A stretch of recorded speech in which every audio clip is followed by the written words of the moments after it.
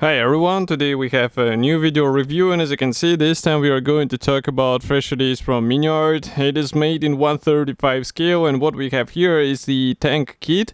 So it's a T-35/85, and what we get here, it's a Czechoslovak production version, weight type, and you can see it here on the box art. What is notable is that we do not get the interior parts here, so you will be able to focus only on the external features, and the kit number 37078 is the final shape of this release, and it means you will be able to get exactly the same thing if you order it from any good model shop, and Modelimex has it already, so you can order it together with other novelties from the same brand, meaning Miniart. And of course the packaging is kinda standard for this type of kit from Miniart, so here is comparison with my hand. We have quite nice box art here, by the way, and also some information about the kit. So we have 6 decal options, we have P parts included, and assembled model will be 230 millimeters long, which is not that large for a 1/35 scale tank. And here on the side you can find also some safety advices and address of the manufacturer, and on the opposite side you can see the small sign that the decals are coming from cartograph, and here we have the 6 marking options which are included. As you can see, the main difference, of course, it's the writings on the turret, because it was just a typical green paintwork on the tank. And here is what we have inside.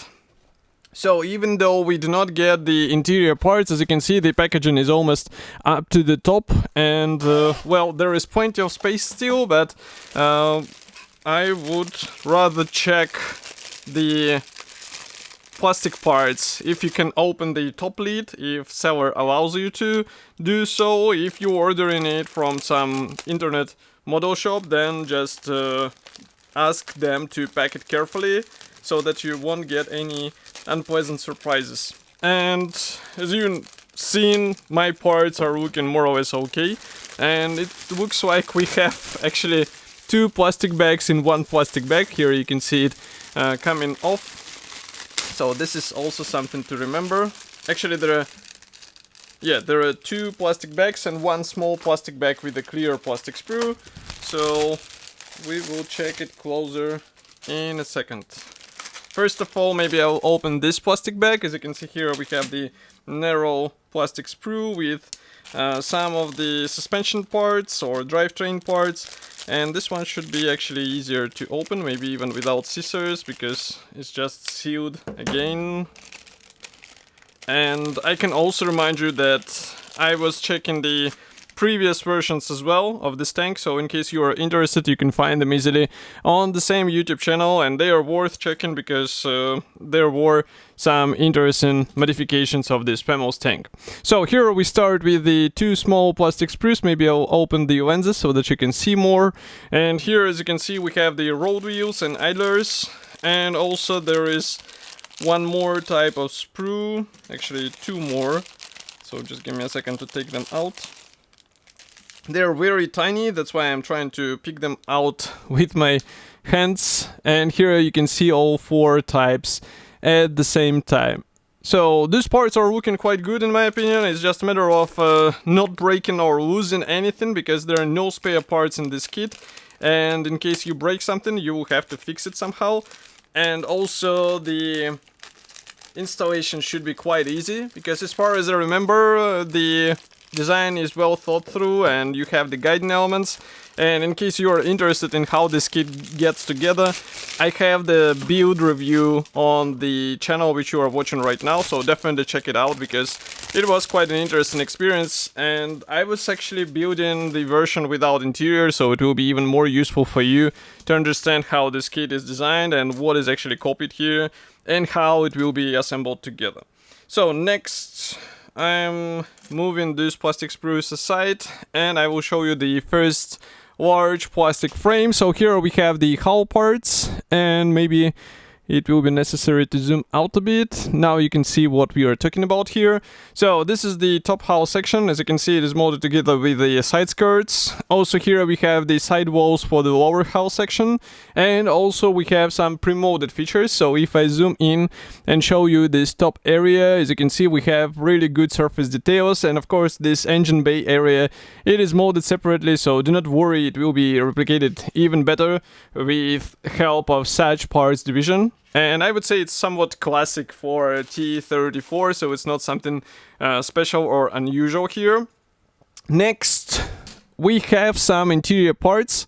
This is something what you will not be able to avoid. You need to install it, even though you don't have to paint it because it will be barely visible, but it's necessary for the overall rigidness of the structure. So that's why I do not skip on this. And maybe it might be also useful for some open hatch ideas, because then you get some interior features. And well, in my opinion, it's always welcome to get such stuff for free, and you don't have to pay anything or buy it separately, so definitely a welcome feature.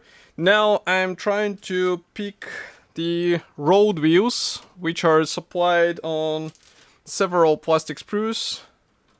I think there are more than 10 of them, so just give me a second.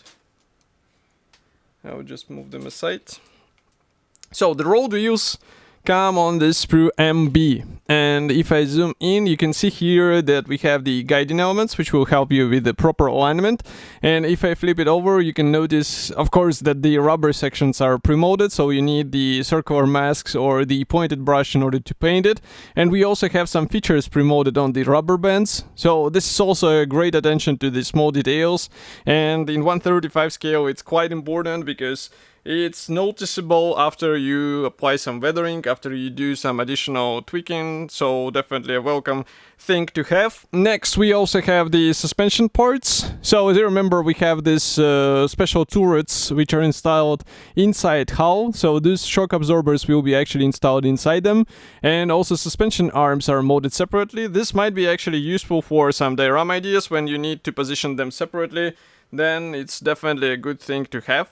Next, another pair of identical plastic sprues brings you the Pioneer tools and also some of the spare tracks, for example here. And if I flip it over here, you can see them from the opposite side. So quite nice molding here, and I don't see any possible issues. It's just you need to follow the assembly manual in order to understand what is actually getting on this modification. Here I'm showing another sprue which is supplied in pair. Here we have the exhaust covers, exhausts, the towing loops, and the towing cable itself will have to be sourced from your own supplies. So be ready for this. Get the really good metal wire, because in 1/35 scale it is a noticeable feature, and it's actually might be useful for some weathering as well. Another sprue which comes in a pair is this one with a few tanks, and as you can see, each one should be assembled out of several parts. We even have the supports molded separately, which is really great, and inside we have the guiding pins, which is also a useful thing to have. And next, actually this sprue comes in 3 pieces. I found one more. And next we continue with the sprue with the more I would say compact few jugs. So here you can see them. So we have the body here molded as a single piece part, as you can notice, so it's only the front and rear are molded separately. Quite a clever design, and for some modelers it will be even more useful because it will help them avoid unnecessary gaps and seams. And next we have thin plastic sprue with the turret parts. So here we have the mantlet cover. We also get the separate hatches here. And as far as I remember, this kit actually featured the all openable or hatches which are possible to assemble in open position. So this is also a welcome thing in 1/35 scale. Figurines obviously are not included here, but at least you can open the hatches and place some of your own figurines. Next, I found one more pair of the plastic sprues with suspension parts. So actually there are 4 of them included into this kit. And then we continue with small and thin parts which are used for the external features, as far as you can see. As you can see here we have also the engine vents and some small pipings. So for the thin parts, I would rather check if you can replace it with your own metal wire. It will be easier and faster to install onto the model, and again in 1/35 scale it's a worthy upgrade, which will be noticeable as well. Next we have the tracks. So they're supplied on 2 sprues. Here is the first one, MH, And there are several sprues of this type, but there is also another type, because as you remember, the T-34 has quite interesting tracks, and it's duly copied here. So here is another track version or type. So this one will have to be interchanged between each other, and if I flip them over here, you can check the surface details. Maybe I'll also take a closer look if we have the custom marks. On these ones there are none, and on these ones we have really minor features. So maybe if you will be applying some pigments, it will be possible to bring them out. You can see them in this lower area, but it's still a good thing to have, better than nothing. And of course the plastic tracks are always welcome in 1/35 scale. I'm a huge fan of such, let's say, bonus, because it's way better than the vinyl tracks, even though the vinyl parts are easier to assemble. These ones will take some time. Next, we continue with the main gun barrel. So this one is molded as a single piece part. So I think it's more than enough for out-of-the-box build. In case you would like to have a better finish, then definitely go for the aftermarket metal. But it will require some investment from your side, because it's not supplied here in this package. Next, we have the turret parts. So these are main sections for the turret body, and as you can see, this one is molded as a single piece part, which is quite clever, because you get the right alignment and you don't have any seams in this, I would say, quite visible areas. So really good thing. Here we have the separate hatches, as you remember, and we also get the separate interior inserts, these interior walls. So again, the interior parts are not fully supplied in this kit, but it's always welcome to get a bit of the interior for the turret, because once you open the hatches, there should be something inside, and here Miniart decided to give you a small bonus. Next, we continue with the last gray plastic sprue. This one is dedicated to the floor panel, and also we have the glacis plate and the engine bay cover. So all of those parts are coming as one-piece elements, and you just need to install the separate hatches, vents, and maybe some P elements as well, where it is applicable, let's say. And the surface details, as far as you can see, they're also good looking. So it's just a matter of deciding which marking option you would like to replicate on this. And next, I'm trying to open the third plastic bag. So here we have the clear plastic sprue. Here it is. Maybe let's zoom in, and you can see these clear parts. They're looking quite nice, but masks, Miniart, they do not include the masks in their kits. So in case you would like to have a proper paint work, you have to do the masking with your own hands and tools. What is included here is the unpainted P fret, and in my opinion, this is quite important bonus for a 1/35 scale tank. So here it will add some fine features on the tank, so definitely a good thing to have, and you don't have to buy it separately.